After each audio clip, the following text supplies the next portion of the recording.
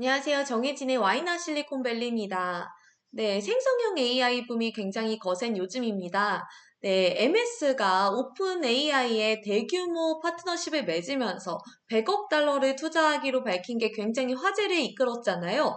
근데 이 가운데 이제 MS가 그 AI 인프라를 또 설치하기 위해서 최근에 얼마나 들었는지 이것을 이제 깜짝 공개를 한 적이 있었어요. 이 AI가 오픈 AI의 GPT 모델을 이제 무사히 이렇게 작동시키기 위해서 이 AI 인프라에 엔비디아의 데이터 센터용 칩인 A100 수만 개를 연결하고 이제 뭐 정전 방지를 위해서 이 서버의 렉을 뭐 재배치하는 그런 단계를 거쳐서 수억 달러 더 넘게 들었다. 이렇게 발표를 했습니다. 그래서 그 오픈 AI의 챗 GPT를 원활히 작동하게 하기 위한 것 부분 그리고 뭐 다른 그런 모델들을 작동시키기 위해서 조 단위의 돈이 들어간다 이런 부분을 짐작할 수 있었는데요. 그럼 이게 사실 엔비디아의 매출로도 연결이 되는 부분이잖아요. 그래서 이걸 한번 봐볼게요. 엔비디아가 지난해 데이터 센터 매출로 이제 150억 달러를 기록했습니다. 하나로는 이제 19조 원 가량 되는 돈인데요. 지난해에도 이제 매출이 41%나 성장을 했습니다. 경기 침체가 좀 심각한 와중에 그런데 이제 엔비디아가 그 오픈 AI를 통해서만 걷어들인 돈이 이제 조 단위에 가깝다고 생각하면 사실 이 시장이 지금은 오픈 AI와 몇몇 주자들에 한정돼 있지만 이게 빠르게 생성형 AI를 하는 곳들이 늘어나면 이런 매출 창출이 이제 정말 빠르게 일어날 것이 좀 명확해지잖아요. 그 점이 이제 좀 엔비디아에 굉장히 기대를 모으는 그런 부분입니다. 사실 몇 년 전만 해도 엔비디아에서는 게이밍하는 부분이 굉장히 좀 큰 비중을 차지했고 데이터 센터는 뭐 지금의 뭐 자율주행이나 옴니버스 이런 부분들처럼 좀 돈을 못 버는 신사업 부분 이렇게 취급을 받았다고 해요. 근데 이게 몇 년 만에 엔비디아의 정말 주력 성장원이 됐고 앞으로 정말 많은 캐시카우를 가져다 줄 곳이 됐으니까 정말 이 업계의 변화는 무색하죠. 그리고 미리 이걸 알아보는 눈이 굉장히 중요한 것 같습니다. 그래서 이제 좀 한 번 더 들어가 보면 이제 소비자들과 앞단에서 직접적으로 접점을 이루는 기업들은 아무래도 오픈 AI 관련해서는 이제 생성형 AI 관련해서는 뭐 MS의 그 빙에서 챗봇을 이용한다든지 오픈 AI에 직접 들어가서 그 구독 모델을 쓴다든지 이렇게 해서 소비자와 직접 앞단에 닿아 있는 기업들은 이런 곳들이 있지만 사실 이 기업들이 컴퓨팅 자원들을 어디서 얻느냐 이것도 굉장히 중요한 부분이잖아요. 근데 이분들이 대부분 다 엔비디아에서 컴퓨팅 자원을 조달하고 있어요.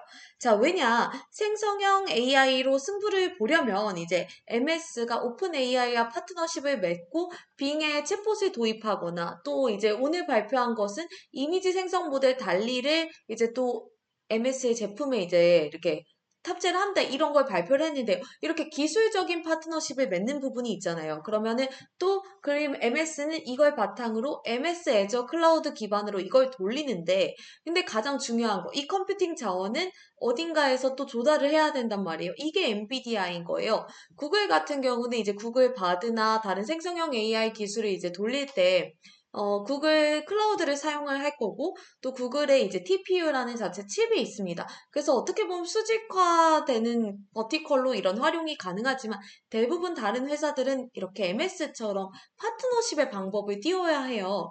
그렇기 때문에 엔비디아가 정말 대체하기 힘든 그런 곳이 되고 있습니다. 자, 왜 이렇게 됐느냐?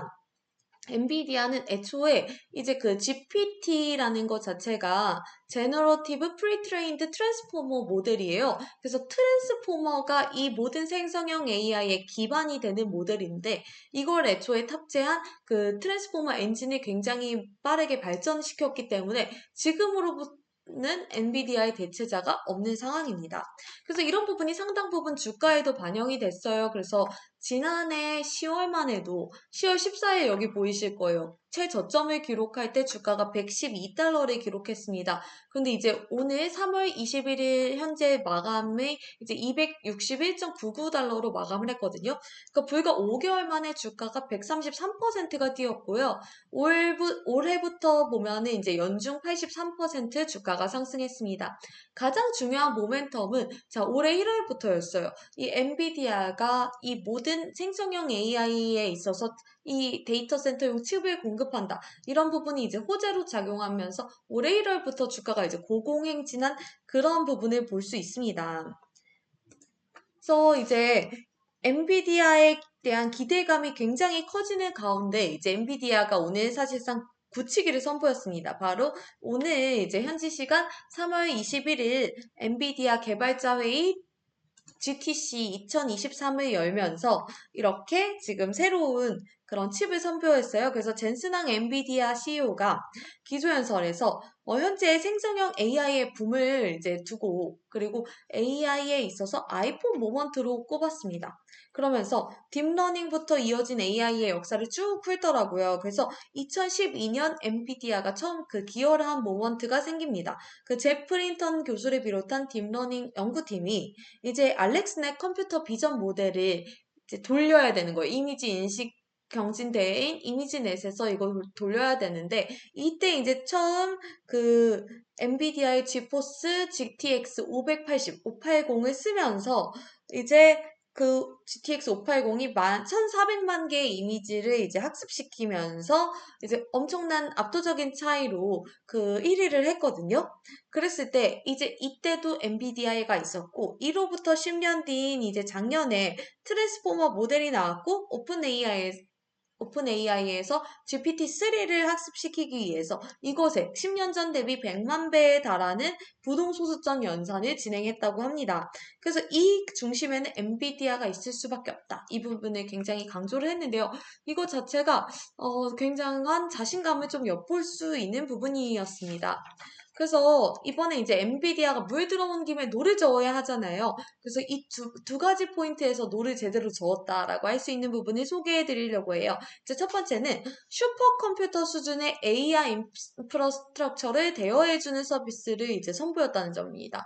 바로 이제 DGX 클라우드 인데요. 사실상 1호 고객이 오픈 AI였다고 해요. 그래서 여기 지금 방금 보시면 이제 젠슨항 CEO가 뭐 오픈 AI에 들어가는 그 첫 모델 인스턴스를 이제 거기에 서명을 하는 모습을 이렇게 보실 수 있어요.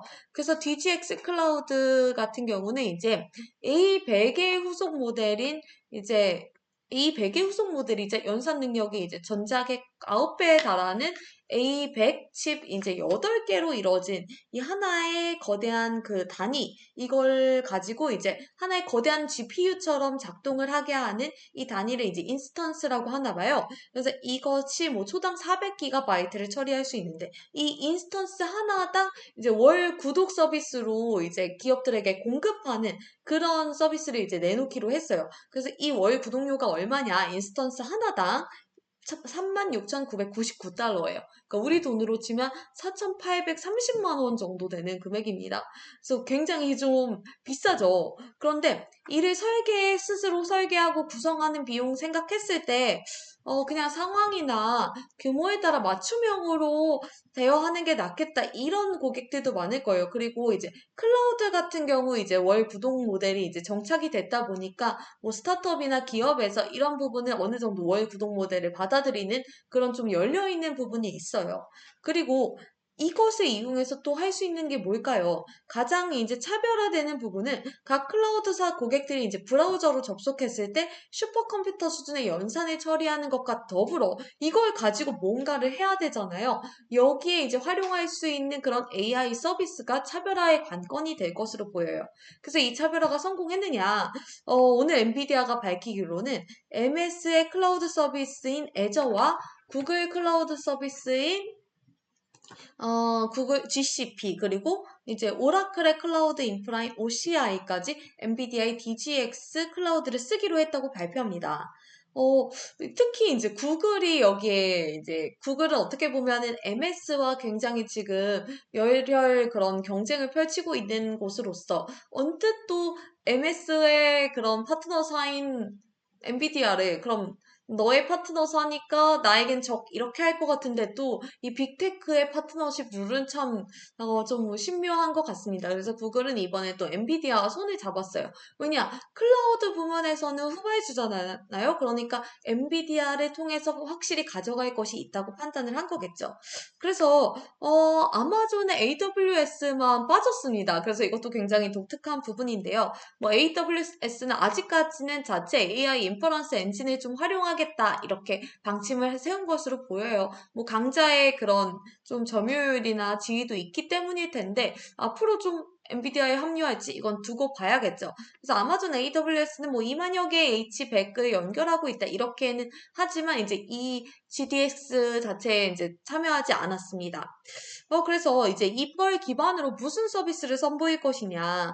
그래서 이걸 가지고 내놓은 게 이제 엔비디아가 클라우드 서비스 고객들을 위한 AI 파운데이션 서비스입니다. 자, 이게 뭐냐? 지금 세 종류의 그 니모, 피카소, 바이오 니모 이렇게 보일 거예요. 이게 바로 이제 AI 학습 모델입니다. 첫 번째 니모 같은 경우는 텍스트를 넣었을 때 텍스트를 이제 만들어내는 그런 텍스트 투 텍스트 제너레이트 모델이고요. 두 번째 피카소의 지금 저 고양이가 보이죠? 이거 보면 이미지 그리고 영상 3D 모델을 또 제너레이트 할 수 있는 모델입니다. 그리고 마지막은 바이오니모인데요. 알파폴드 아시죠? 그 단백질 구조를 생성해내는 그런 모델처럼 이제 우리가 바이오 엔지니어링에 필요한 모델들을 생성해낼 수 있는 그런 학습 모델을 선보였습니다.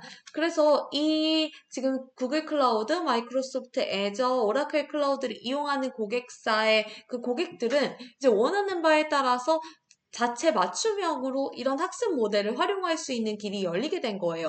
그래서 이제 엔비디아가 말하는 건 누구나 그 자체 슈퍼컴퓨터를 가지고 있는 것처럼 AI 모델을 학습시키고 이를 바탕으로 한 결과물을 이제 상품화할 수 있다. 이런 것을 내놨습니다. 이게 굉장히 크게 좀 매력도가 되는 부분일 거예요. 그래서 당장 어떤 파트너사들이 이제 협력을 하고 있느냐 이것도 굉장히 궁금하잖아요. 그래서 피카소가 굉장히 화제였습니다.